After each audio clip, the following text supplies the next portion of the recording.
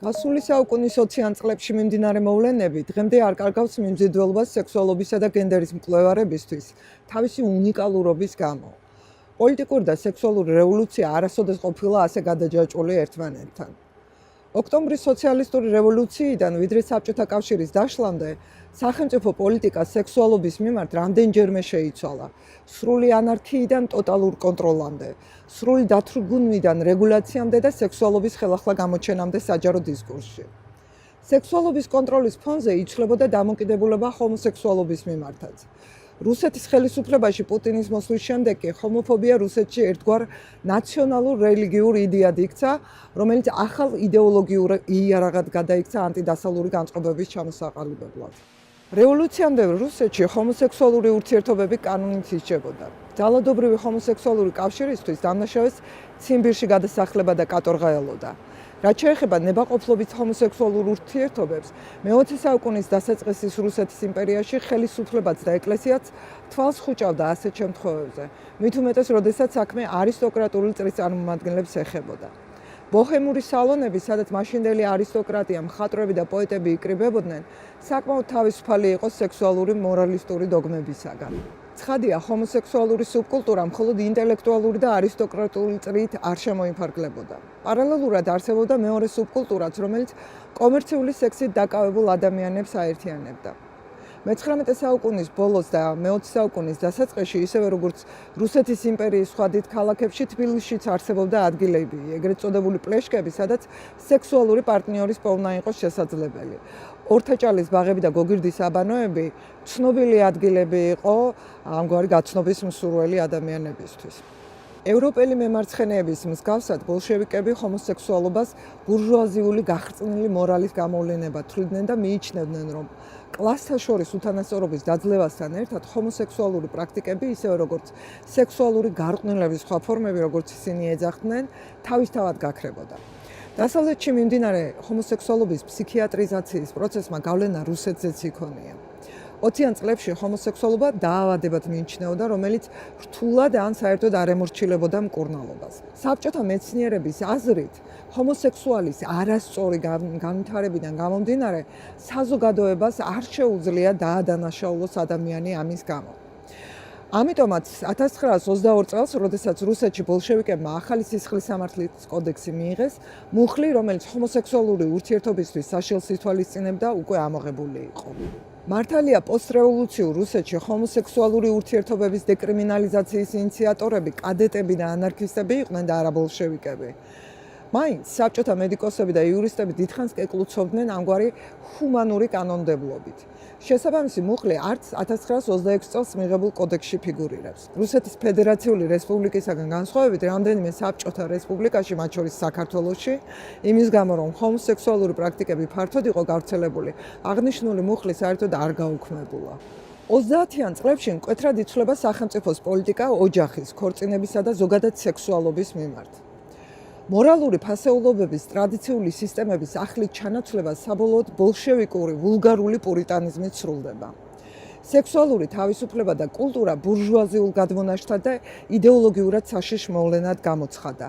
თავად სექსუალობა სქესობრივ ინსტინქტამდე იქნა დაყვანილი და სახელმწიფოს მხრიდან ტოტალური კონტროლის ქვეშ აღმოჩნდა. სახელმწიფოსა და ტოტალიტარული რეჟიმის გაძლიერების ფონზე ეტაკრატიული გენდერული წესრიგი, სადაც სახელმწიფოს უზურპირებული ჰქონდა ქორწინების ლეგიტიმაციისა და ოჯახური ურთიერთობის სფეროში ჩარევის უფლება, უფრო და უფრო პოლიტიზებული გახდა. ახალმა კანონმა ოჯახისა და ქორწინების შესახებ გაართულა განქორწინების პროცედურა, აიკრძალა აბორტები. სექსუალობა ნელ-ნელა მთლიანად გაქრა საჯარო დისკურსიდან. სექსსა და სექსუალობაზე საუბარი შეურაცხყოფასა და უხამსობას გაუტოლდა. ჰომოსექსუალობა, ისევე როგორც სექსუალური პრაქტიკების ნებისმიერი ფორმა, რომელიც არ უკავშირდებოდა რეპროდუქციას, დაავადებიდან და საზოგადოებრივი მორალის წინააღმდეგ მიმართული მოქმედებიდან, სახელმწიფო დანაშაულად იქცა. თუმცა ჰომოსექსუალობამ და ჰომოსექსუალობასთან ბრძოლამ სრულიად სხვა იდეოლოგიური დატვირთვა შეიძინა. ნელ-ნელა აქტუალური გახდა ჰომოსექსუალობის დაკავშირება ანტისახელმწიფოებრივ მოქმედებასთან. აღარსად ჩანდნენ ჰომოფობიურად განწყობილი ლიბერალებიც, რომლებიც მეცნიერების გაიდეალების გამო ერთგვარი შემწყნარებლურ ქედმაღლობით საუბრობდნენ საბრალო ავადმყოფებზე, რომლებიც ჰუმანურ მოპყრობას საჭიროებდნენ. მათ პროლეტარი ჰუმანისტები ჩაენაცვლნენ. ჰომოსექსუალთა ქვეყნის მტრად შერაცხვისთვის იდეოლოგიურ საფუძველს მაქსიმ გორკი ამზადებს. 33 წელს პრავდასა და იზვესტიაში ქვეყნდება მისი ცნობილი წერილი პროლეტარული ჰუმანიზმი, რომელშიც გორკი ჰომოსექსუალობას ფაშიზმს უკავშირებს. წერილის გამოქვეყნებიდან 2 თვის შემდეგ გერმანიაში გრძელი დანების ღამას მიუხედავად დამსახურებისა ნაცისტების და უშუალოდ ჰიტლერის წინაშე თითქმის მთლიანად გაანადგურეს ერნესტ რომთან და მასთან დაახლოებული პირები. თუმცა გორკის წინასწარმეტყველების საპირისპიროდ ფაშიზმი ამით არ გამქრალა გერმანიაში, ისევე როგორც ჰომოსექსუალთა რიცხვი არ შემცირებულა საბჭოთა მოქალაქეთა შორის. ვილჰელმ რაიხი წერდა, რომ 121 სტატიის მიღების შემდეგ საბჭოთა კავშირში ჰომოსექსუალობა, ბანდიტიზმი, კონტრრევოლუციური მოქმედება და შპიონაჟი ერთ რანგში განიხილებოდა როგორც დანაშაული სახელმწიფოს წინაშე. ასეთ დასკვნის საბაბს ის ფაქტიც იძლევა, რომ სტალინის სიცოცხლეში ჰომოსექსუალთა დევნა დაკავებით მილიცია კი არა, სწორედ სახელმწიფო უშიშროება მაშინდელი ჩეკა იყო დაკავებული. სტალინის შემდგომ ეპოქაში საბჭოთა რეჟიმის ლიბერალიზაციის ფონზე რეპრესიული მექანიზმები ერთგვარად შესუსტდა. 50 წლიდან აბორტი ისევ ლეგალური გახდა. სახელმწიფომ ბოლოს და ბოლოს დაუთმო სამედიცინო დაწესებულებებსა და ქალებს შობადობის კონტროლის უფლება, როგორც მკვლევარები ამბობენ. ფემინურობისა და მასკულინობის საბჭოთა კონცეპტმა ისევ განიცადა ცვლილება. სექსუალობის ზოგადი ლიბერალიზაციის მიუხედავად, ჰომოსექსუალური ურთიერთობები მამაკაცებს შორის ისევ დარჩა სისხლის სამართლის დანაშაულად.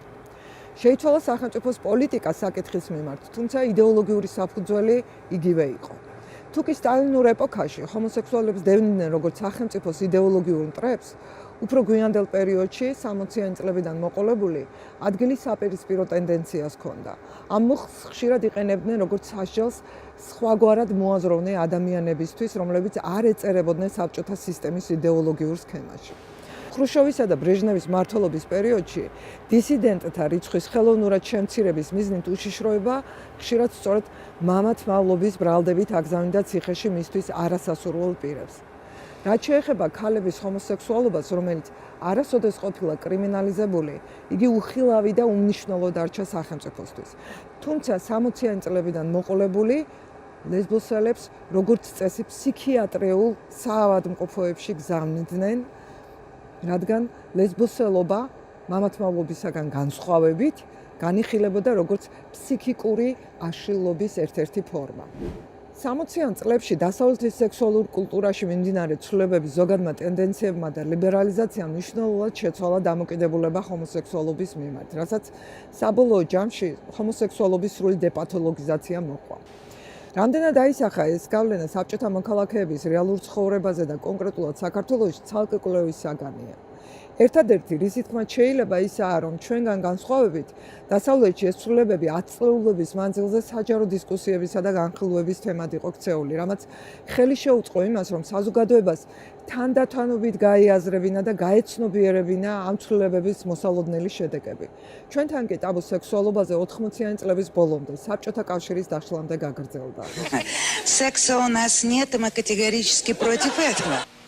შეიძლება ითქვას, რომ სახელმწიფოს მხრიდან სექსუალობის მიმართ ზოგადი პოლიტიკის შეცვლის ფონზეც კი ჰომოსექსუალობის კონსტრუქტი ბოლომდე მკვეთრად იდეოლოგიზებული დარჩა.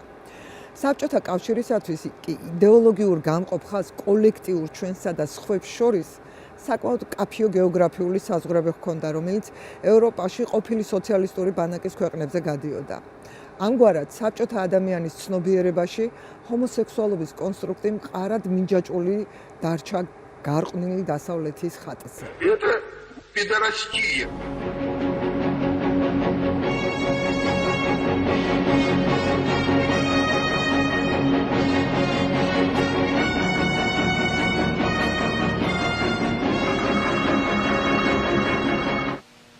მედია კვლევებმა ჯერ კიდევ 10 წლის წინ აჩვენა, რომ პოსტსაბჭოთა ქვეყნებში ანტიდასავლური განწყობების გაძლიერებას ერთი და იგივე ხელწერა ახასიათებდა და ყველა მათგანი ლოზუნგების დონეზე იმეორებდა რუსული პროპაგანდისტული მანქანის მითებს.